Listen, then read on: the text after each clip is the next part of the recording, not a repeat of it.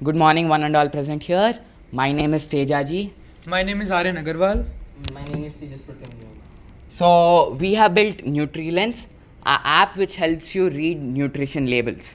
You might have gone to a supermarket. Let's say you came across a packaged food, for example, Lay's or something like that. But you know it's bad for your health because everyone tells you it's bad for your health.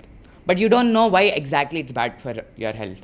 Our app gives you this insight. So basically, our mobile app scans a barcode from a package and it runs a web search and it returns you all the insights about it.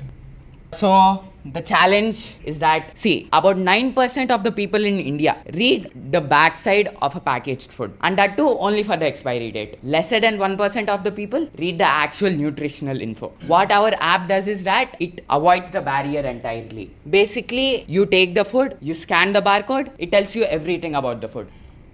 So to tackle the exact problem, the technical jargon which is there currently, so our app has many features. So first of all, if the user is scanning, example the user has scanned 3 to 4 items previously, so what our app can show, it will show the history of the recent scans, which will help the user to map his or her experience and nutrition which they used.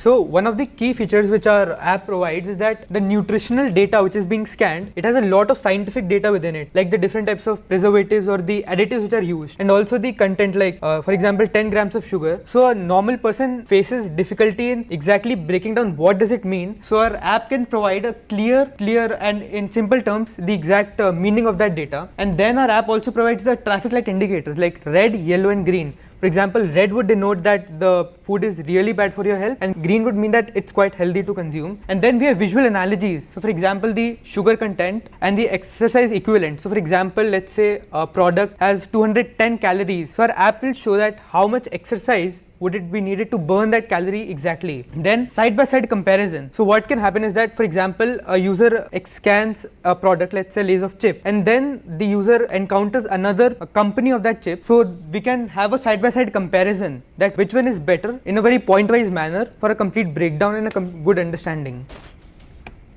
Okay, and then how our app is different from the existing apps in the market. So first of all, the instant camera scan. So our app is equipped with OCR, which is the optical character recognition, which make the OCR. And let's say our app can also scan the barcodes which are present on the packages. And let's say the scanning doesn't work, or let's say the product doesn't have that barcode. So we have the OCR technology which will enable the user to still continue with the app. And then we have multi-source verification. So currently many apps depend only on one single fragile database, but our app has lots of databases like the Open Food Facts and the USDA, which gives a authenticity and a accurate result. And then we have engaging analogies. So we can have visual analogies and equivalent like teaspoons of sugar and exercise minutes required for that calorie. And then the key technical advantages. So our app is built on a scalable Expo architecture which enables the app to be downloaded on both iOS and Android. And then we have a multi-source reliability. So it aggregates the multiple data set and provides a very accurate estimate of the nutrition. And then we have the OCR fallback capability again, which will provide a better functionality. And then we have the intelligent serving analysis for providing an accurate and estimate of the real world consumption. And then the shared database caching, which will help the user towards a faster experience in the app and stop from relying on large databases and APIs. Now over to Tejas. So basically, how this technology works is we start with the Expo mobile app. So Expo is basically a cross-platform app, so which works on React Native to work on both iOS and Android. So first the user scans with the mobile and scans the QR code. If the QR code is faulty or the product information is not there, we use optical character recognition to scan the front label and the nutrition label of the thing separately, and then it extracts the content and parses it accordingly and displays the nutrition data. Then we query our database, and if the data is already there, so we don't need to query it again and again, so we use caching for that. And lastly, we normalize the nutritional data to display the things like analogies, how much exercise is required to burn those calories, and how much we quantify the quantities are, like how much sugar is there. Then the stack is on front end, we have used Expo and React Native as I mentioned earlier, using TypeScript for type safety. To capture the photos, we use Expo Capture and Image Picker. And on the back end, we use Supabase for the authentication, history and caching for the database. And for the APIs, we use Open Food Facts and the USDA food data. Additionally, if the QR codes and all don't work, we use Python and Easy OCR for the optical character recognition. So I'm going to demonstrate the app. You can see the app on the side right here. So this is the homepage as we know it. Basically, you have to log in with your account. I'll show it to you from the start. So this is the starting homepage. The first thing that you do is you log in, and then these are your recent scans and everything. Let's say you want to scan the Mazda. You scan its barcode. Basically, you get all the data of Mazda. You scan its barcode. What's done internally is that as soon as you scan the barcode, see how barcodes work are that each product has a unique identifier. It's a centralized database. From the unique identifier, we understand which product it is. After getting the product's name, we run a web search on it. After running the web search, we get all of its nutritional info, and we cache that data in our own database, so that next time when the user runs the same scan, all the internal process doesn't have to run again, basically for the speed and accuracy. That's how it works. So do you want me to scan anything else? Please. Sure. Oh, the barcode is like a bit... I think that less is fine. No, it's also good you try. You try that whether you are successful. Okay. You'll see. Sure. You can try. No, it's fine. I'll try this. So if half the code is there, how does it respond? Yeah, it works.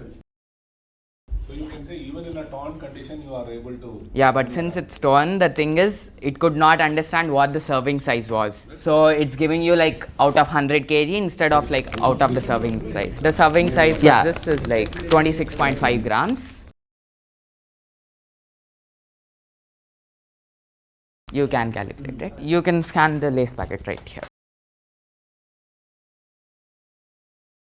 Lace India Magic Masala. So basically you can scan any product. It even works with cosmetics, skincare products. You want to understand what its ingredients are. You can use it on skincare. You can basically use it on anything which is edible and like usable. But it does not work with like things like furniture and all of those because they don't really have any ingredients or like anything like that. So any questions regarding the app? You said in the first, when you started the slide, that many of them are not interested in looking the backside. So what would be your marketing approach for people to use this website? Because after all, they are not interested. That's why the percentage is down. Okay, see, the main thing is that most people who are living in an urban metropolitan area are interested about their health. Do everyone agree with that? More than 50% of the people. The main reason that they don't look at the nutrition label is that the brands are already very well known, so like they don't care about it. They just think the brands are well known, so that it's fine. And they're too busy to like look at it. They don't have enough time. That's the main thing. There's friction. What we are doing is we are erasing the friction. Basically, you just scan the barcode and you get everything. You don't have to read at it. You get all insights of it. So nutritional information that's printed on the can, it's only listing the ingredients used, right?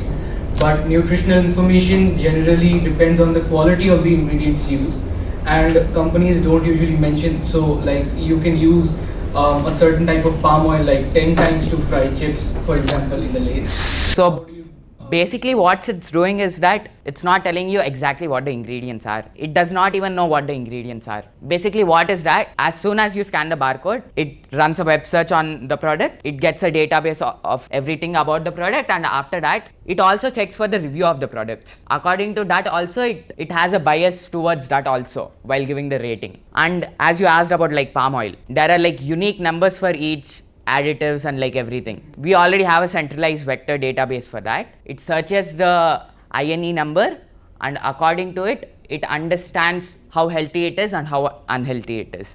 According to that, it basically classifies it as like 2.0 or something like that. I'll show you the history. So let's say the quality is good, but then the amount of sugar, let's say the sugar has a very good quality, but then there's one can or one glass of sugar. So despite the quality also, it's really harmful for us. But basically, we take both of them into consideration. Yeah, there's one more. Go on. How do you like gain monetary gain from, like you have lot of resources and time for this? So how do you plan to do that? Okay, monetary gain. First of all, we are not using any resources. All of this runs on the user's phone.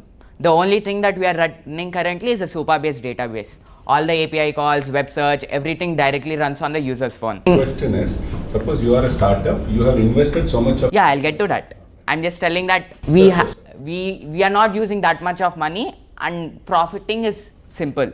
That's exactly what I'm getting to it. Let's say for Superbase, we use approximately like $100 per month if there are like 10,000 users, and we can run ad campaigns, and like we can also run campaigns with brands by collaborating with brands. That's one of the easiest way to monetize it. So if Red Bull gives you ad campaign, then you'll keep on flashing Red Bull on a... No, we won't be flashing Red Bull. Like based on the user's preferences, because We already know what the user is like having generally. When he or she scans it, we know that the user is interested in certain products. So we are basically building an ad profile of the user. We have the data, so we can basically monetize the data.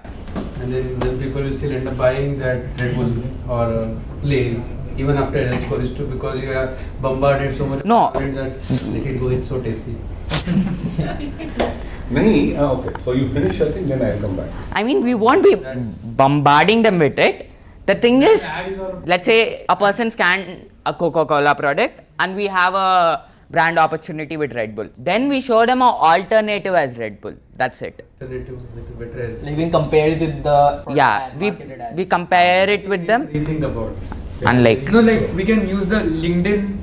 Other ways of LinkedIn way, you should look like at they have a limit for profile searches. Revenue for an app which is supposed to do it. No, like in LinkedIn they have a profile search like up to I mean, profile searches they only show. So we can have a premium feature also, like in the scanning the history part, we limit the user in the free plan up to. Give this for free, man. Why should you have some revenues on it?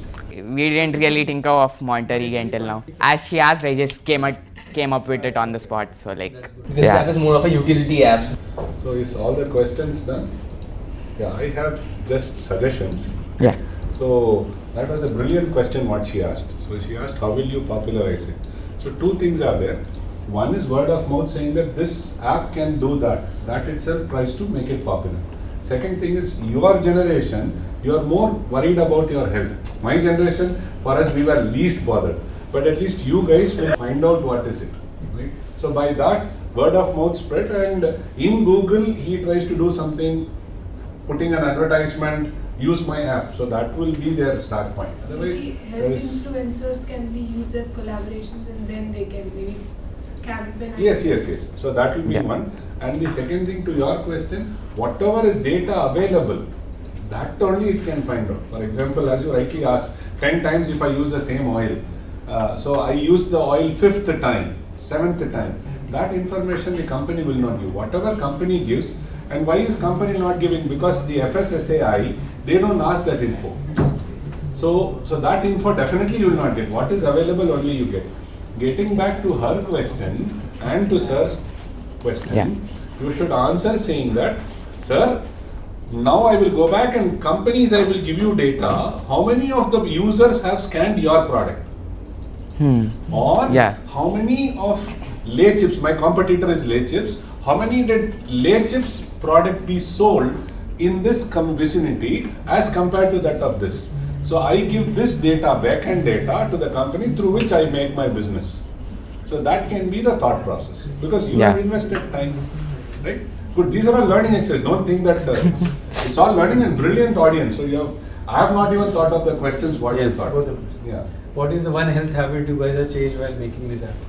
Health habit. Do Okay. not eat any more Lay Chips or. I mean, I'm just giving an example. we will eat Lay's chips, but like the amount we eat will reduce, I guess, a bit. No, you guess, you're still guessing. So like I stopped I eating just asked chips, what happened chocolate to and chips. cold drink 5 years back. 5 years back. Yeah, I left No, it. but he is asking after you started And your so problem then I didn't statement. use the app. Anything about you? I have become more conscious about the ingredients that I put into the products. Yeah, main thing is that we have learned to read the labels. We have learned to understand what the product is and not just like blindly go according to brand reputation. Excellent. Thank you. Okay.